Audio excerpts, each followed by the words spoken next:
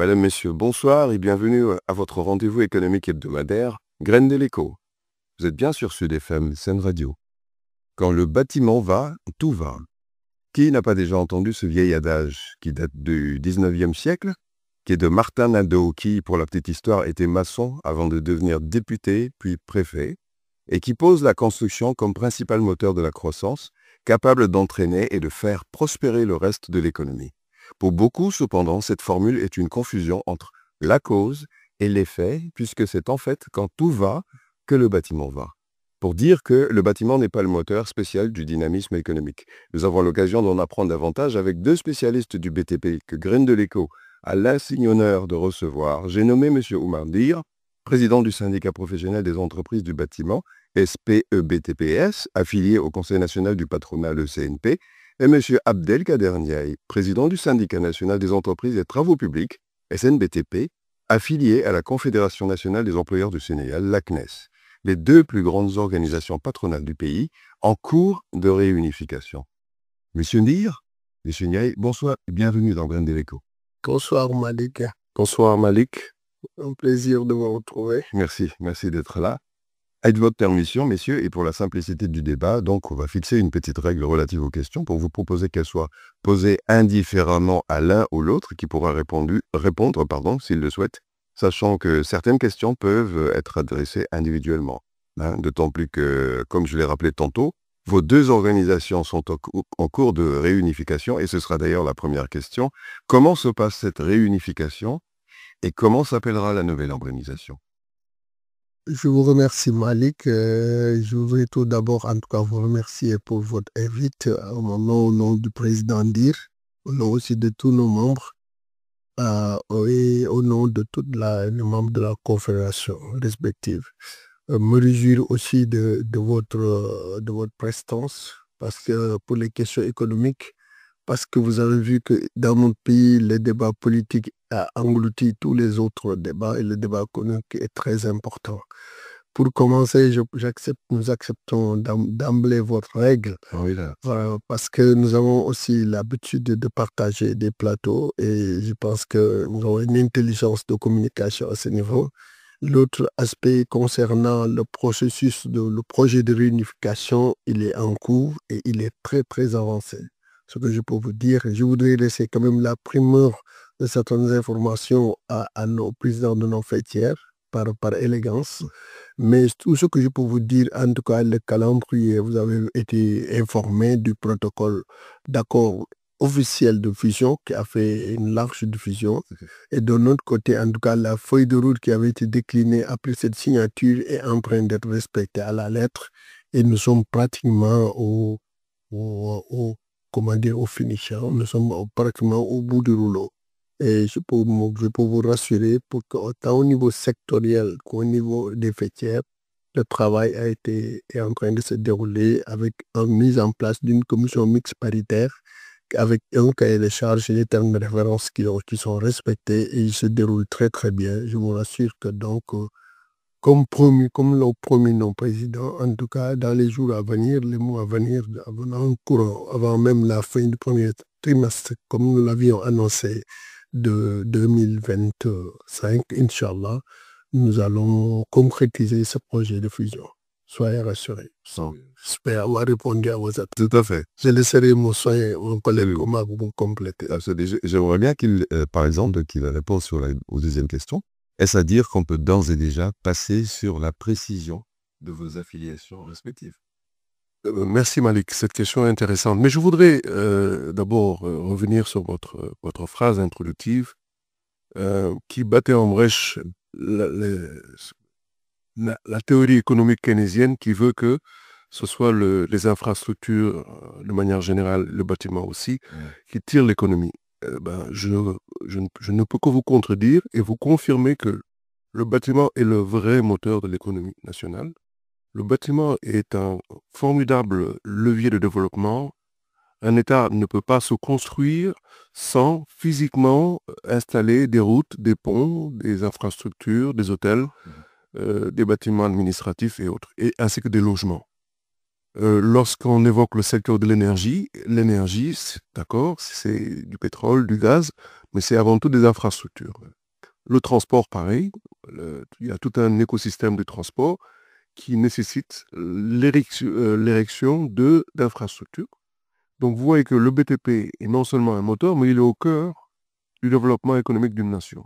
Et quand les chefs d'État, nous en avait eu un qui était particulièrement porté sur les questions de développement économique avec une approche keynésienne, c'était le président Wade, qui a impulsé la politique des grands travaux au Sénégal, avec le succès qu'on connaît aujourd'hui.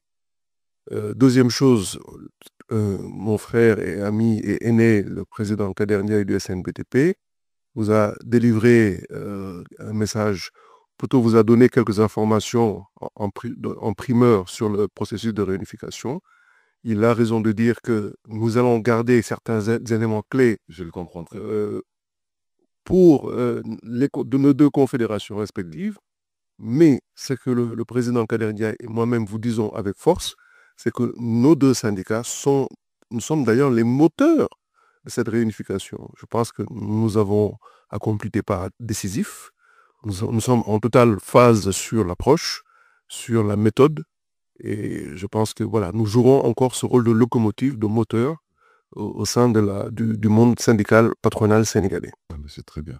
C'est très bien. Alors justement, parce que c'est une question qui me préoccupe un peu, est-ce qu'à dire qu'on peut d'ores et déjà passer sur la précision de vos affiliations respectives? Parce que très souvent on dit affilié au CNP, affilié à la CNES, mais s'il y a la réunification, comment ça va se passer? Oui, je pense que pour une partie de la question, c'est volontaire. J'avais voulu quand même laisser le soin à Omar de préciser, et je pense qu'il a fait de fort belle manière. Et ce qu'il faut retenir, en tout cas, nous, de par la part de notre PIB, rien que la part de notre PIB, et je vous dis en vous référant à des statistiques nationales comme au niveau des statistiques de l'Afrique, vous voyez que 4% pratiquement PIB africain, c'est la branche, c'est le secteur du bâtiment, les manufactures extérieures. Et c'est aussi, on capitalise tous les effectifs, c'est 80 millions d'emplois pour l'Afrique. C'est pas négligeable. C'est pas négligeable. C'est peut-être, et comme l'a si bien dit Omar, c'est la politique des grands travaux, l'approche keynésienne. C'est vrai, quelque part, on peut voir la formule comme étant un peu cosmétique, mais c'est une réalité économique. Absolument. Vous avez vu que la flambée de l'immigration irrégulière et tout ça, parce que pendant longtemps, notre secteur avait quand même absorbé énormément de jeunes pendant les périodes saisonnières, etc. Et tout cela, je pense qu'on a vu constater des dysfonctionnements qu'il va falloir corriger. Donc, cette approche n'est pas à encourager économiquement. Toutefois, il y a des corrections, des réajustements qui s'imposent pour une meilleure efficacité économique.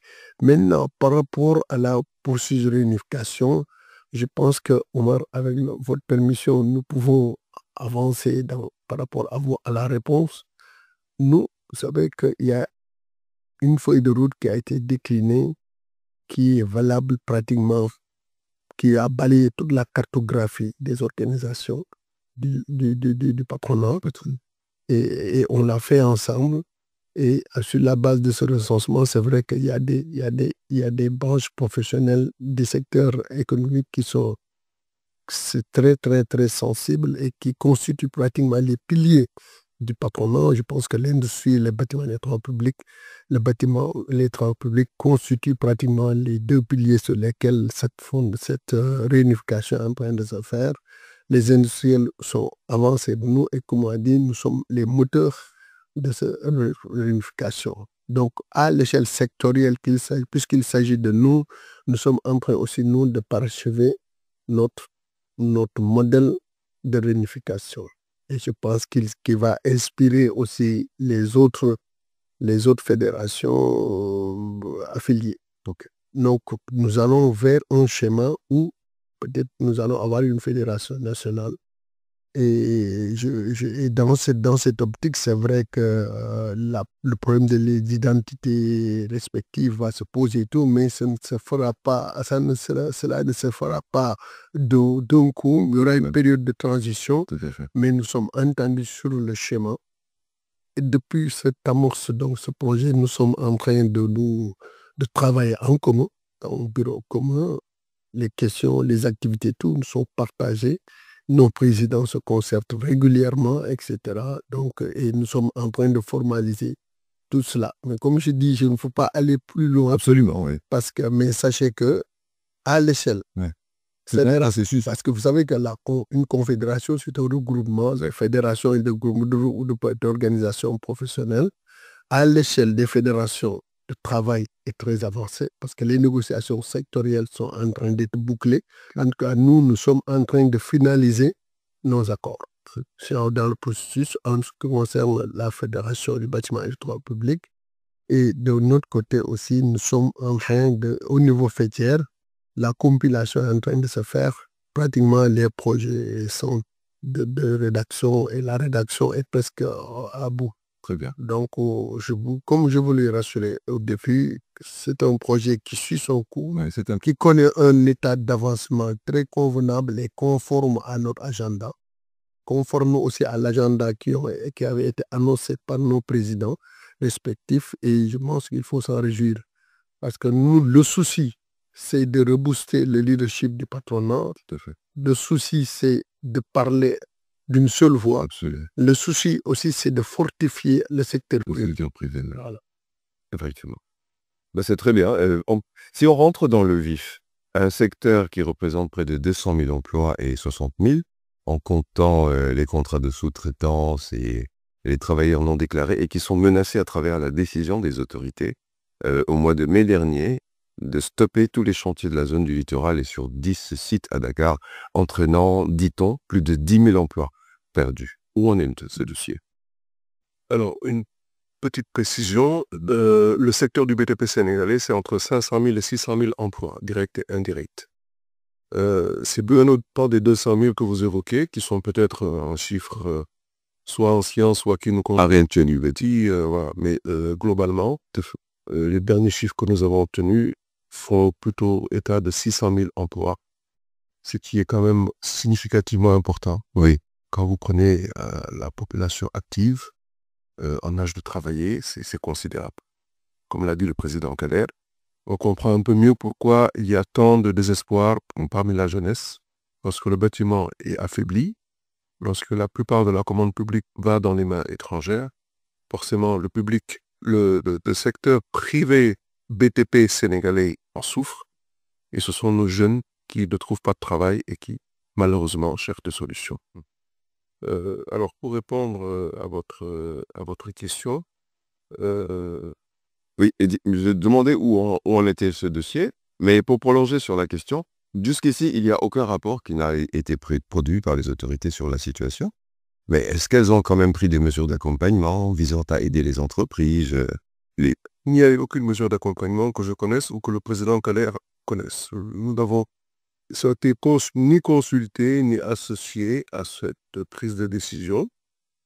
Nous sommes des citoyens sénégalais avant tout, nous pouvons comprendre le bien fondé et la justification, qu'il s'agisse de préserver l'environnement ou le littoral ou de préserver la propriété publique nationale commune, c'est-à-dire le foncier. Tout cela, nous le comprenons et nous saluons les efforts de moralisation du secteur du foncier au Sénégal. Toutefois, on ne peut pas, du jour au lendemain, priver des acteurs économiques de leur gagne-pain et mettre en péril autant d'emplois. Vous l'avez dit, moi j'ai dit entre 10 000 et 20 000 emplois ont été affectés par ces arrêts de chantier, que ce soit des ouvriers, des techniciens mis à l'arrêt. Moi j'ai dû mettre du personnel à l'arrêt, parce que pour une raison que je n'évoquerai pas ici, un des chantiers sur lesquels nous travaillons a dû être arrêté sur décision de l'autorité, et ce qui nous a conduit à prendre des mesures de mise en chômage technique partielle. Le les patrons se débrouillent pour réaffecter sur d'autres chantiers, à d'autres fonctions, mais le mal est là. Il y a des jeunes qui sont malheureusement en recherche d'emploi parce que l'activité a été mise à l'arrêt. Et encore une fois, sans mesure d'accompagnement présidentiel. C'est ça. Moi, je pense que j'abonderai dans le même sens. C'est une mesure, en tout cas, qui perturbe la branche professionnelle. Et je pense que nous nous attendions, après quand même l'arrêt au bout de 6 mois, que des mesures, en tout cas, dissociées soient prises, parce que nous ne pouvons pas nous dresser ni contre l'initiative de l'autorité qui a un souci, d'abord qui, dans son programme politique, a formé qu'il y a une réforme foncière qu'il envisage, qui a un souci aussi de moraliser le secteur et qui voudrait aussi également prendre d'autres mesures qui peuvent, pour nous, qui ne peuvent qu'aller dans l'intérêt de notre secteur.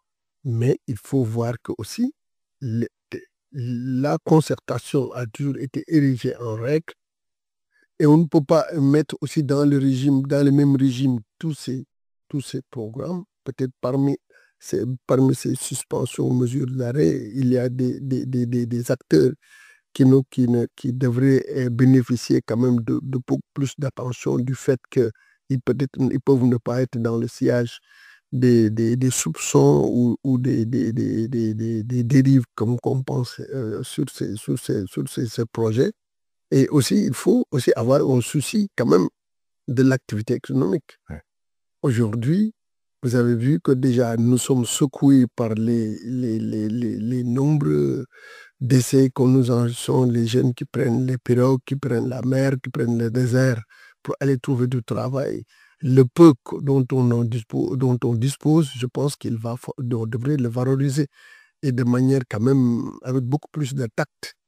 Parce que nous ne pouvons pas nous ériger, nous dresser contre une décision de l'autorité, mais nous souhaiterions qu'elle soit fondée quand même sur une rationalité économique, sur un souci aussi de préserver et de maintenir les emplois, mais sur un souci aussi de relance.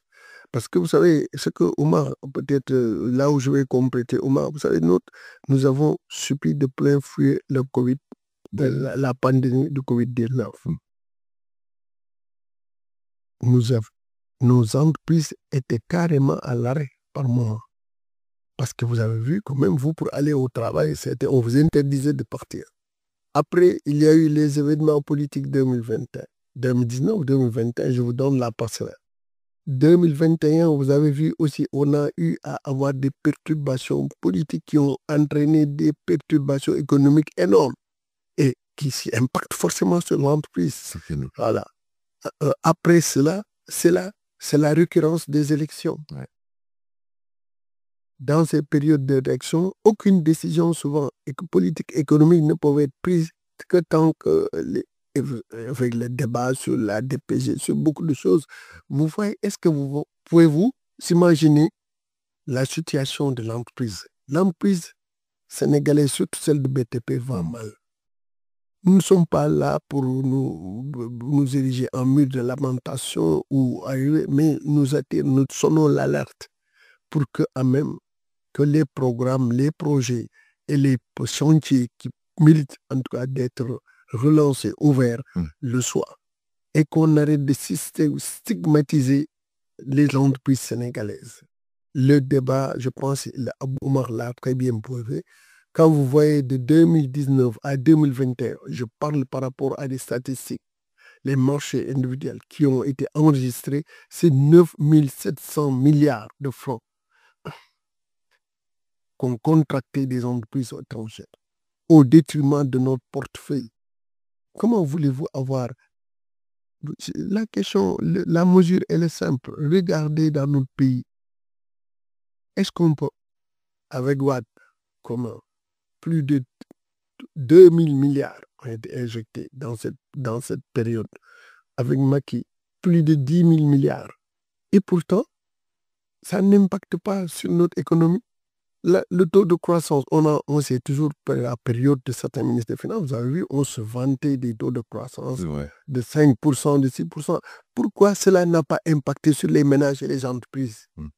C'est une Poser la question. C'est une bonne question. On n'a pas besoin d'aller faire des enquêtes ou ou des mesures. La mesure du pouvoir d'achat du Sénégalais, il faut l'écouter, il faut regarder, il faut écouter Wax Khalat, il faut écouter la rue. S'il s'agit des entreprises, nous, entreprises formalisées et affiliées, il faut être à l'écoute de leur base. Le message est le même. Il y a nécessité de réajuster nos politiques publiques telles que nous les avons vécues, avec une démarche, avec une forte orientation vers l'extérieur, une démarche extravertie, est en train de tuer notre économie. Le tissu économique sénégalais, la PME, surtout la petite et moyenne entreprise, elle est en train de disparaître. Et vous avez vu que dans notre secteur, c'était un échantillon de vraiment c'était un échantillon pour notre économie. Tout à fait. Aujourd'hui, vous avez vu que le taux de mortalité des entreprises est très élevé. De notre côté aussi, vous avez vu que il y a les emplois que nous avons l'habitude de générer, même les emplois les emplois temporaires, souvent qu'on avait tendance à prolonger, même si c'est des CDI, c'est des CDD qui allaient souvent se transformer en CDI, tout cela, toutes ces opportunités sont en train de partir. Non, tout à fait. Non, il n'y a pas à dire. Voilà. Donc, de 2019 à maintenant, quand même, ça fait 4 ans, 5 ans. Je voudrais reprendre d'ailleurs à ce niveau un message d'un de nos membres qui disait que lors de notre Assemblée générale, il demande comment nous avons survécu jusqu'à présent. Parce que depuis ces dates, depuis de 20 ans, nous sommes en apnée. Oui, c'est une bonne formule. C'est une bonne formule. Qui se demande, un peu long, je vais te dire comment nous avons survécu. Nous avons survécu d'abord en investissant beaucoup moins dans l'outil de production. Nous n'avons pas renouvelé nos parcs de 6 engins, de véhicules. En tout cas, nous avons moins acheté, beaucoup moins acheté. Nous n'avons pas augmenté les salaires. Nous avons moins gratifié. Nous-mêmes, dirigeants, avons perçu des revenus beaucoup plus modestes. Bref, nous avons serré la ceinture. Vous avez serré la ceinture. Pour ne pas dire, on s'est affamé. Et c'est ce que nous ne voulons plus. Il y a eu de longues années que le président Kader, le doyen Kader a évoqué, de longues années de disette pour le secteur du BTP sénégalais, qui s'est retrouvé dans une posture de mendiant. Je pèse mes mots, monsieur. Carrément. Oui. Et il nous a fallu, on nous a invités, nous, secteur sénégalais du BTP, on nous a invités à aller vers les entreprises étrangères, je ne citerai pas les pays parce que je ne veux pas chez personne, mais pour solliciter respectueusement notre petite part, celle qu'on appelle le contenu local. Voilà, donc on nous a transformés en mendiants et nous avons été pris de haut par des groupes étrangers qui venaient de débarquer au Sénégal, qui nous ont écoutés d'une oreille distraite et qui, au lieu de nous faire travailler, on fait revenir les copains, les entreprises sous-traitantes avec lesquelles elles partagent le pays, l'histoire, des références, et elles ont pu venir au Sénégal. Voilà ce que... Du mépris, soit. Du mépris. Et qu'on est avec évidemment la bénédiction de nos autorités, qui ne se sont pas privées d'ailleurs au passage de nous traiter de tous les péchés d'Israël et d'ailleurs. Donc, c'est vrai que c'est difficile. Nous sommes, alors le mot est faible, mais je pense que nous sommes dans tous les entrepreneurs du BTP ont été indignés. Et cette indignation, elle persiste. Un ami me disait récemment, mais dis donc, les gens du BTP là, vous faites feu de tout bois. Je lui dis, tu ne peux pas imaginer à quel point nous sommes mal à l'aise quand nous nous retrouvons en Assemblée générale ou en réunion. Les entrepreneurs n'arrêtent de se plaindre, de pleurer.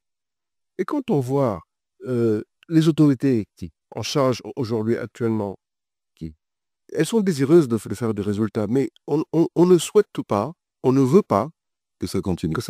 On ne veut pas qu'on aille encore et encore vers certains pays pour, sous le prétexte de faire des infrastructures ou de réaliser un programme, solliciter leur aide, même s'ils nous prêtent de l'argent. Mais ce qui paye comment? Et qui c'est qui paye? Mais c'est le peuple sénégalais. Le peuple sénégalais va payer les prêts, il va les rembourser. Donc c'est au peuple sénégalais d'exiger et d'obtenir que les infrastructures soient réalisées par les entreprises sénégalaises, de sorte que le bénéfice puisse rester au Sénégal, dans les banques, que l'excédent ou l'impôt soit payé au niveau du trésor public sénégalais. Quand il parle des 9 000 à 10 000 milliards qui ont été alloués aux étrangers, considérez que 80% de cette manne financière est retournée dans les pays étrangers. Ils ont acheté le matériel chez eux, ils ont payé leurs cadres et leurs employés qu'ils ont fait venir en virant l'argent dans leur banque, à eux. Le bénéfice, ils l'ont gardé dans leur pays, ils l'ont réexporté. Et les impôts, ils ne les ont pas payés au trésor public sénégalais. Si, une petite partie. Mais le reste, évidemment, est parti dans leur pays. J'imagine. Donc voilà aujourd'hui pourquoi nous sommes indignés et pourquoi, et ça je le dis à l'attention de tous les amis, les miens comme ceux du président, qui ne cessent de nous dire, mais les gars, vous arrêtez de foutre au bois. C'est notre combat. Nous ne faisons que défendre notre gagne-pain et celui de nos travailleurs. Que la fameuse préférence nationale soit vraiment une réalité. C'est ça, en fait. Je ne veux pas revenir sur ce concept, Marie, parce que vous le maîtrisez mieux que nous. Le patriotisme économique et la préférence nationale, notre Assemblée générale, le thème, c'était en action. Il faut lui donner un contenu. Absolument. Il faut en faire une réalité. Ce qu'il faut, il faut inverser les politiques économiques. Il faudrait que les grands projets, les projets structurants de nos pays profitent à notre économie, profitent à nos entreprises, profitent à nos ménages. Sinon, la croissance, comme on dit, elle ne se mange pas. C'est une croissance virtuelle dont on parle, dont se vantent les gens par rapport aux résultats, alors que ces réalités n'ont rien à voir avec la réalité économique. Donc, il faut une inversion des politiques économiques. Et je peux abonder dans le même sens qu'Omar. Aujourd'hui, nous pensons que la sous-traitance, telle que nous l'avons vécue, nous allons mettre fin. Parce que on a, là, parce que c'est une des... Là, je vais décliner rapidement, parce que ce qu'il faut retenir, l'expérience qu'on a trouvée, c'est que vous donnez tous les pouvoirs contractuels à un titulaire qui écrase les entreprises locales. D'abord, la faiblesse des prix, les conditions d'exécution, les conditions de paiement. Souvent, même malgré la faiblesse des prix, certains sont partis sans même payer les tout. C'est-à-dire que aujourd'hui, nos États, l'État a mis, comment dire, l'autorité, certaines autorités contractantes ont mis les entreprises dans des situations de précarité qu'on ne peut plus corriger, qu'il faut corriger impérativement. Et si on ne le fait pas, je pense que nous n'irons pas de l'avant. Nous avons bon espoir, en tout cas, que la souveraineté, vous avez vu, là, j'ai suivi votre émission, machallah, sur la souveraineté économique, le socle, la souveraineté monétaire, mais je parlerai de la souveraineté tout court. Si on ne peut pas construire une souveraineté économique bâtie sur le patriotisme économique et la préférence nationale, et ça, c'est pas un slogan, c'est pas un adage. Tous les grands pays qui se sont développés sur la base de ces valeurs. Tout à fait. Voilà, donc je vais dans la même direction. Effectivement. C'est pourquoi nous prônons que la co-traitance, nous ne sommes pas des organisations qui prônons l'autarcie économique, le rejet de la collaboration internationale, etc. C'est même utopique à nos jours. Mais nous disons que nous voulons un partenariat national, international, qui profite à notre économie, qui profite à nos entreprises, qui permet de nous mettre sur les rails, de véritables rails du développement. Voilà. Tout à fait. Mais c'est une très très belle transition parce que cette question de la co-traitance, justement, j'avais gardé ça pour la fin en fait, pour être honnête. Parce que c'est une question importante. Mais justement, ce que je voulais dire par rapport à cette co-traitance, il faut préciser, je parle sous votre contrôle, qu'il y a 3 formes de co-traitance qu'on connaît. Mais ce qui m'intéresse le plus, c'est la première forme. qui est la forme du groupement solidaire, n'est-ce pas? Et je me suis documenté un peu et il me semble que c'est vraiment la forme la plus risquée. Je m'explique. Du point de vue juridique, économique et financier.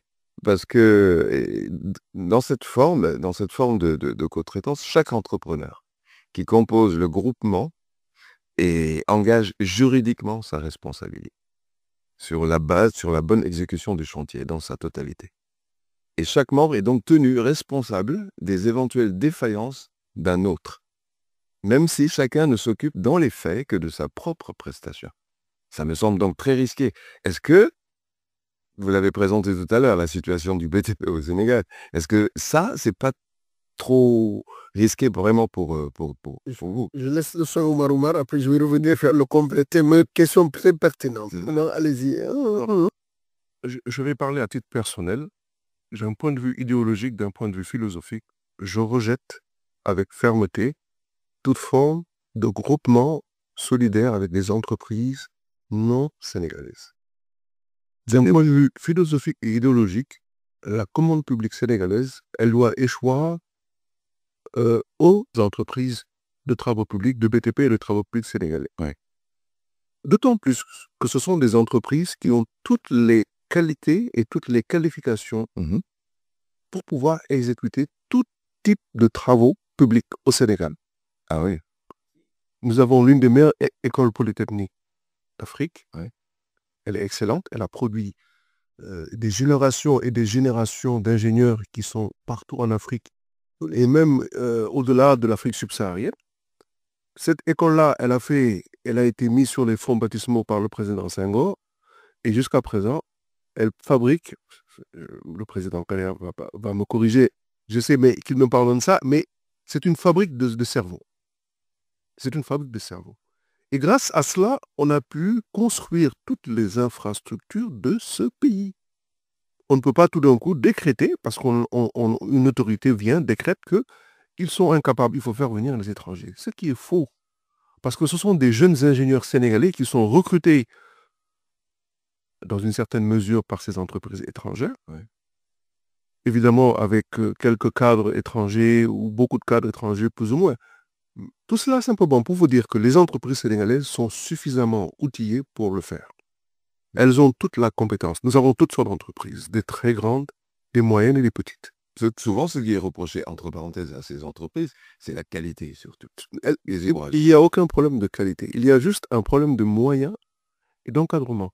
Quand vous avez un encadrement technique approprié, fort, des exigences élevées, mais ce sont les mêmes entreprises qui réalisent les infrastructures dans d'autres pays. Allez aujourd'hui au Mali, en Sierra Leone, en Gambie, pour ne nommer que ces pays, et au Burkina Faso, la plupart des grandes routes et des ponts portent la signature des entreprises sénégalaises. Ouais. Elles savent faire. On a voulu faire croire à l'opinion publique sénégalaise nationale que les entreprises sénégalaises ne sont pas compétentes, ce qui est totalement faux. Totalement faux. Elles sont plus que compétentes. Okay. Ce que nous prenons, ce que moi je prône, c'est surtout qu'on donne la commande publique sénégalaise à des entreprises locales sénégalaises, de préférence, et qu'on les invite, Pourcentage à peu près. Je n'ai pas de pourcentage, j'en ai 20%, je crois. C'est là, vous parlez de question sur le contenu local. C'est le contenu local. Là, vous parlez du contenu local.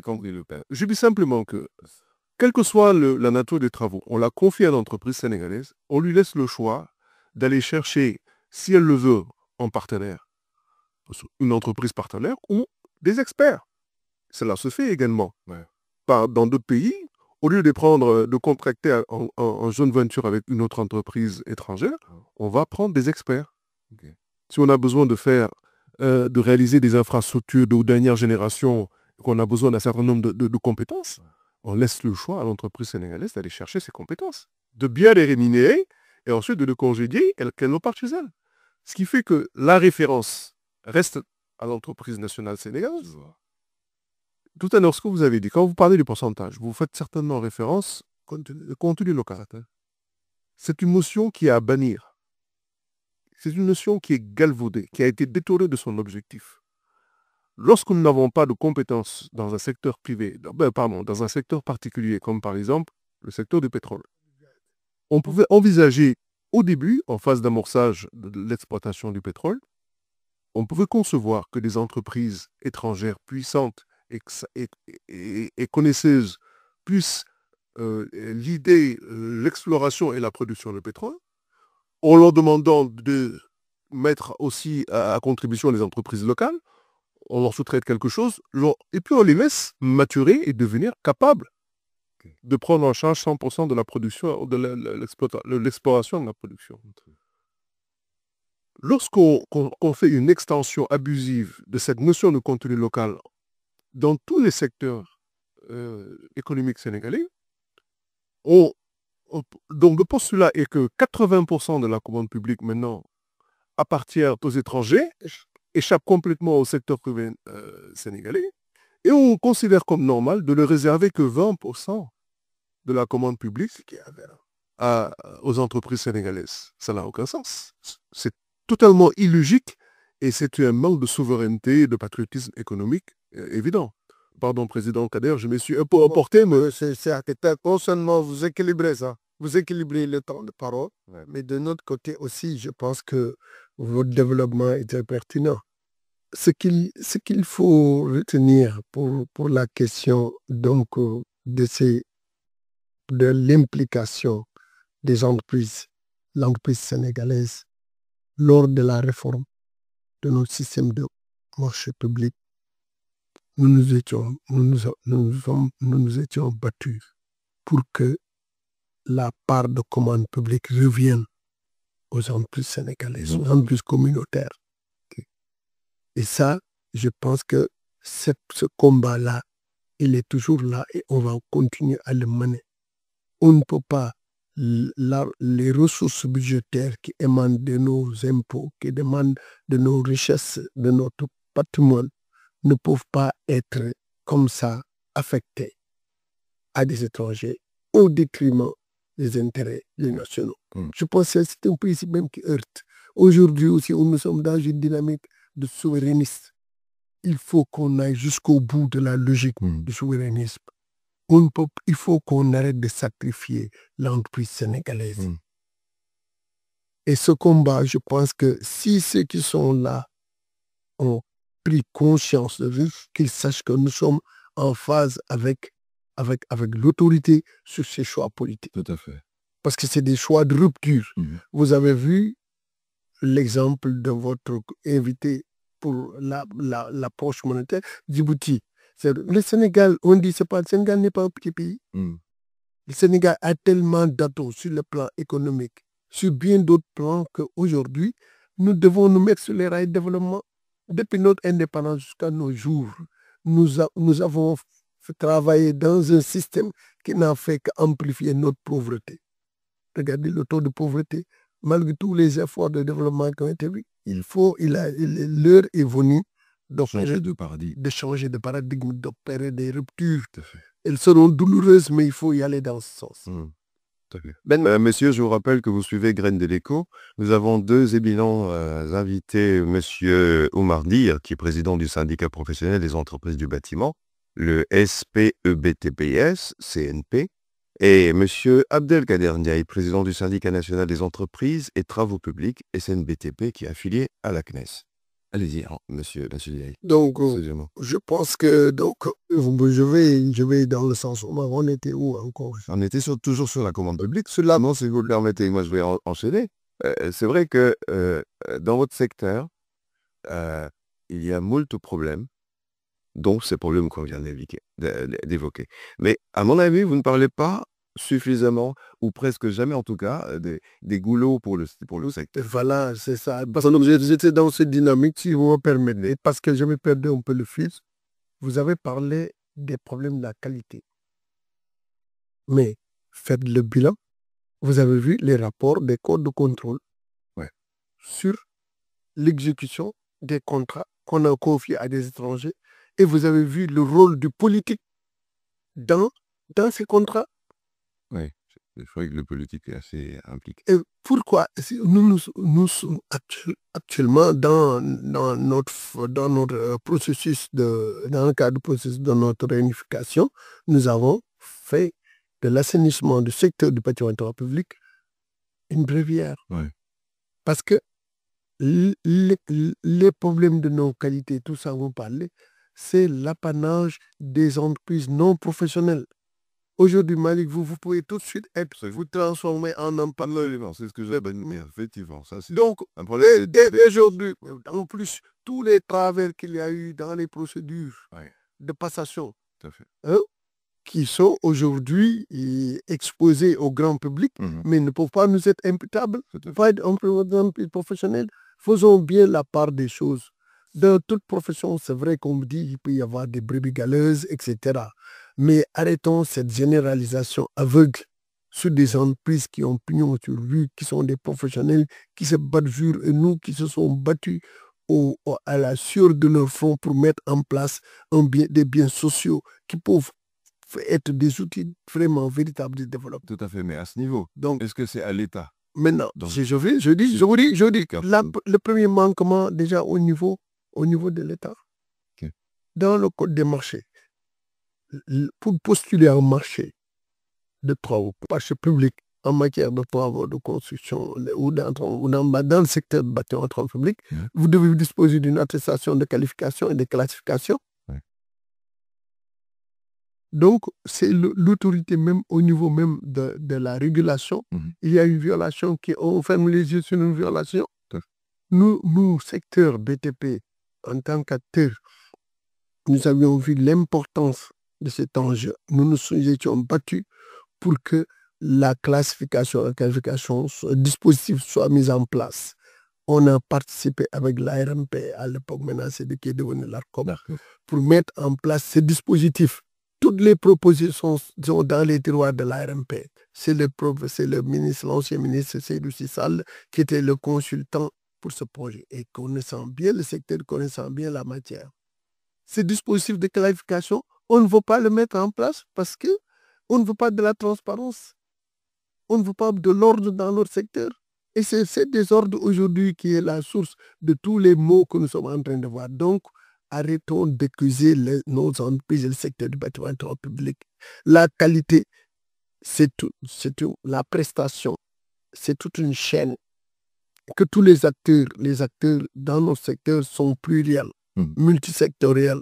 Il faut que l'État veille à ce que chaque acteur joue véritablement son rôle. La chaîne de contrôle.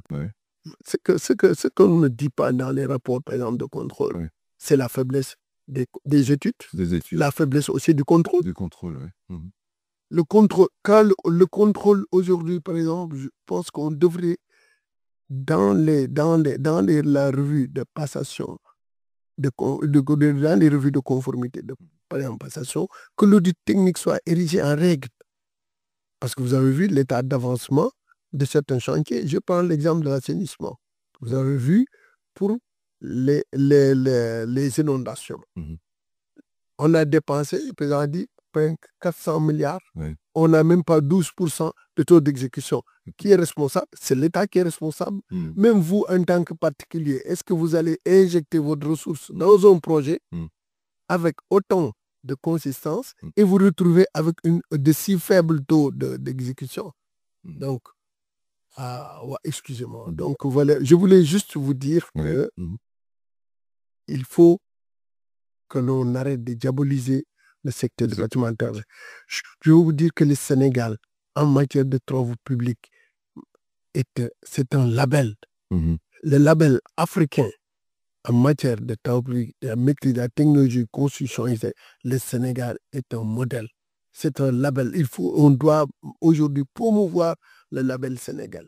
Donc, parce que nous avons l'expertise, nous avons l'expérience et nous avions devancé tous les acteurs. Moi, je veux dire, le Mali, ce sont les Sénégalais qui les ont construits. Le Burkina, c'est le Sénégal qui l'a construit. La Guinée, pareil. Toutes les grandes infrastructures, je vous dis, nationales, communautaires de ces États, la plupart ont été conçus par des architectes sénégalais, réalisés par des entreprises sénégalaises. Un problème de communication. Donc, mais je vous dis, je ne vous raconte que ce que je vous dis. Ce que je vous dis, je vous donne pas ma main, je ne parle pas et pas sur. C'est la vérité. Le président Kader ne peut pas être jugé parti. il est issu de l'école polytechnique. Il ne veut pas certainement en faire une trop grosse publicité. Permettez-moi d'en faire la publicité. Parce qu'il y a un problème de communication. On a, et je pèse mes mots, nous avons l'une des meilleures écoles d'ingénieurs en génie civil et électromécanique d'Afrique. Et je pèse mes mots. C'est une école qui a permis de réaliser la plupart des infrastructures dans l'Afrique de l'Ouest, je l'ai déjà dit. Si vous procédez à des comparaisons, quand vous allez dans un pays comme la Côte d'Ivoire, qui est un pays frère que j'aime beaucoup, mais il n'y a pas d'entreprise de génie civil de la taille de celle qui existe au Sénégal et qui appartiennent à des nationaux. C'est ça. La plupart des entreprises qui opèrent dans le secteur du BTP en Côte d'Ivoire sont étrangères. Oui. C'est à peu près la même règle un peu partout, au Gabon, au Cameroun, au Tchad, etc. Et ce sont les acteurs du BTP sénégalais. Je ne citerai pas de nom, mais je suis certain que la plupart de vos auditeurs les connaissent, Oui. qui ont construit toutes les infrastructures, ponts, routes, bâtiments administratifs, hôpitaux, que ce soit au Mali voisin, au Tchad, au Cameroun, au Gabon. Vous connaissez le nombre de Sénégalais expatriés dans un pays comme le Gabon. Les ingénieurs sénégalais s'exportent. Et ça, nous avons parfois des problèmes parce que nous n'arrivons pas à les retenir. On leur fait des propositions très intéressantes dans certains marchés émergents africains, voire même en Europe. Vous allez au Canada, vous allez en France, vous retrouvez des ingénieurs sénégalais qui ont choisi de rester parce qu'ils avaient des propositions d'emploi. L'Allemagne, sous le couvert de sa coopération financière, essaie tant bien que mal de pallier son manque de cerveau et de renouvellement de sa jeunesse, en faisant des ponts au nord à des jeunes ingénieurs et techniciens sénégalais et autres, d'autres pays. Donc c'est pour vous dire que c'est un mensonge éhonté qui a été fabriqué pour faire croire que l'entreprise sénégalaise de BTP n'est pas qualifiée. Je le dis encore, sur ce plateau, et de manière solennelle, les ingénieurs sénégalais et les entreprises de BTP sénégalaises font partie des meilleurs au Sénégal, en Afrique. Voilà. Tout à fait. Non, moi je pense que c'est très clair. Mais vous êtes d'accord avec moi qu'il y a un problème de communication? Non, nous le concédons, c'est évident. Là, je vous dis, Jungle, ça va. et ça ne date pas c'est pas en 2020 que c'est que je vous dis que nous, les pionniers, je prends les doyens, les feux à l'USOP, son homme, que Yann Al-Kharadjana, mon papa Omar, j'avais dit, nous avons des entreprises, des majors qui ont une envergure continentale, qui ont intervenu partout dans le continent. Nous avons des PME qui ont, je ne vous le cache pas, n'eût été nos interventions extérieures, nos entreprises ont disparu. C'est l'export qui nous a maintenus en apnée. Je veux pas, c'est un petit secret que je ne voulais pas lâcher. C'est l'export qui nous a maintenus en apnée. Et il faut inverser la tendance. Un discours, oui. C'est pendant le régime d'Ablaye Wade, à un moment donné, il a fallu qu'on organise une session à l'hôtel. C'était à l'hôtel Pullman, pour montrer au président comment on peut avoir d'aussi grands travaux avec une entreprise qui a un portefeuille qui presque cumulé, qui équivaut au projet des grands travaux et qui ne peut pas travailler au Sénégal. C'est comme ça qu'ils sont revenus pour faire la VDN et autres.